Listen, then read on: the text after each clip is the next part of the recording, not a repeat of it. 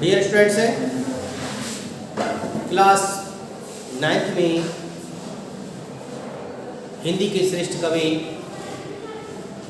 राजेश जोशी द्वारा रचित बच्चे काम पर जा रही हैं नामक चैप्टर पढ़ेंगे। इस चैप्टर में कवि ने बताया है कि आज हमारा देश आर्थिक स्थिति से गुजर रहा है। आज हमारे देश में आर्थिक स्थिति दयनीय हो गई है, जिसके कारण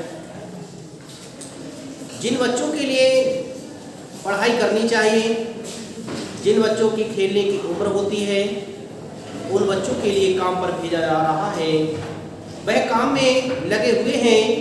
बाल श्रमिक को बढ़ावा दिया जा रहा है, क्योंकि आज हमारा समाज आर्थिक तंगी से गुजर रहा है, जिसके कारण बच्चों के लिए काम पर लगाया गया है। इसी को बहुत ही सुंदरता के साथ वर्णित करते हुए राजेश जोशी ने इस कविता का वर्णन किया है, जिसका नाम है बच्चे काम पर जा रहे हैं। इस कविता को पढ़ने से पूर्व हमें राजेश जोशी के जीवन चरित्र को अच्छी तरह से समझना चाहिए कि राजेश जोशी ने किस तरह से अपनी रचनाओं के माध्यम से हिंदी जगत को प्रकाशित किया था।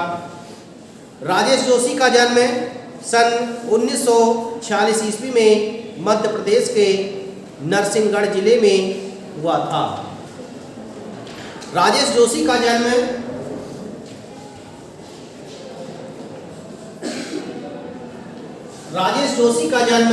सन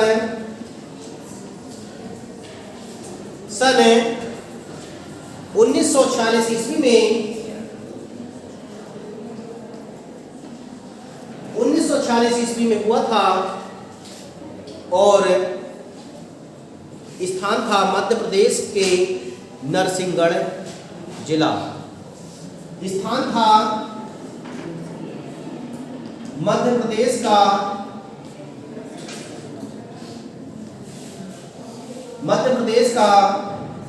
नरसिंहगढ़ जिला।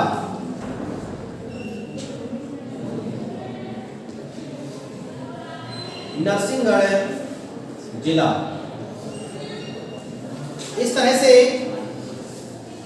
कवि राजेश जोशी का जन्म सन 1946 ईस्वी में मध्य प्रदेश का नरसिंहगढ़ जिला पड़ता है, यहाँ पर हुआ था। उन्होंने शिक्षा पूरी करने के बाद पत्रकारिता शुरू की।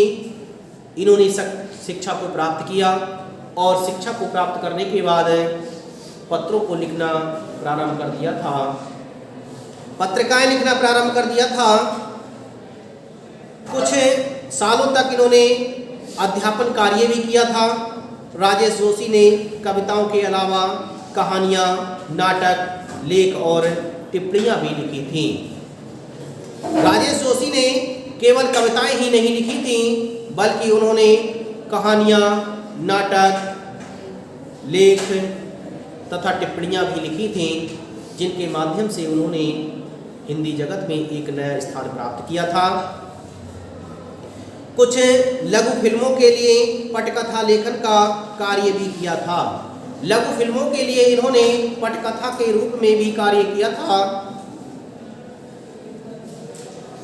इन्होंने भर्तृहरि की कविताओं की अनुरचना, भूमिका, कल्पतरु यह भी एवं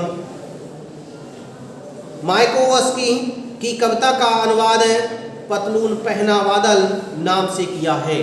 इस तरह से इन्होंने कविताओं का अनुवाद भी किया था और कई भारतीय भाषाओं के साथ साथ अंग्रेजी, रूसी और जर्मनी में भी राजेश की कविताओं के अनुवाद प्रकाशित हुए हैं। इन्होंने अपनी कविताओं में कई भाषाओं का प्रयोग किया है। कई भाषाओं के साथ साथ इन्होंने अंग्रेजी, रूसी, जर्मनी आदि भाषाओं में भी अपनी कविताओं को लिखा है। इन्होंने अपनी कविताओं का माध्यम अंग्रेजी, जर्मनी, रूसी आदि भाषाओं को भी माना है। भाषाओं का भी प्रयोग किया है। इस तरह से इन्होंने विभिन्न भाषाओं के द्वारा विभिन्न भाषाओं का प्रयोग करते हुए अपनी कविताओं का उल्लेख किया है, अपनी कविताओं की रचना की है।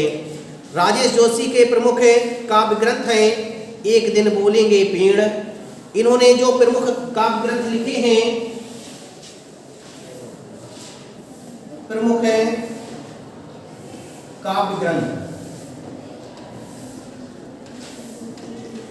राजेश जोशी के प्रमुख काव्य ग्रंथ हैं एक दिन बोलेंगे पेड़,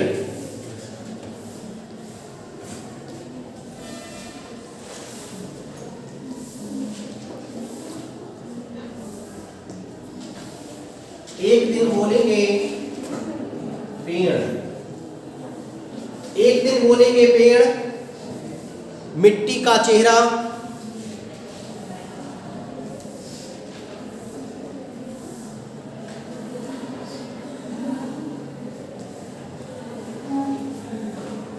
मिट्टी का चेहरा,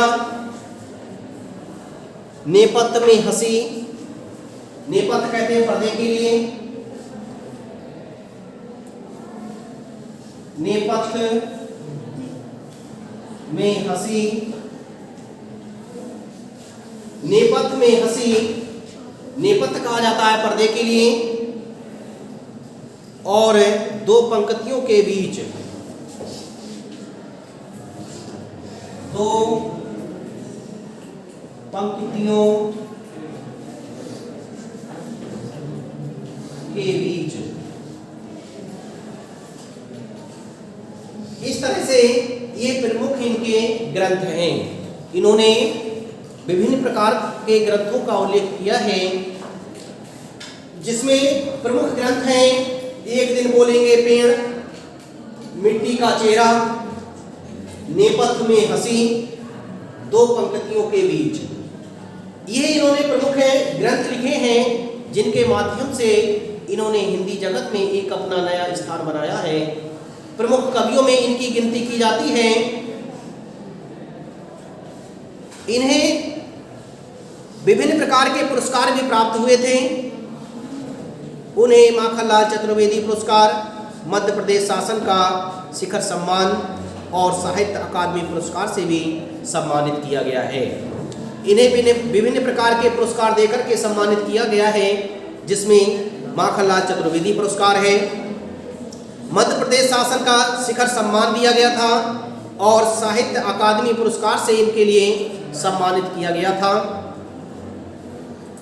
इस तरह से राजेश जोशी ने अपनी कविताओं, अपने ग्रंथों के माध्यम से विभिन्न प्रकार के पुरस्कारों को ग्रहण किया था और हिंदी में अपना एक नया स्थान बनाया है।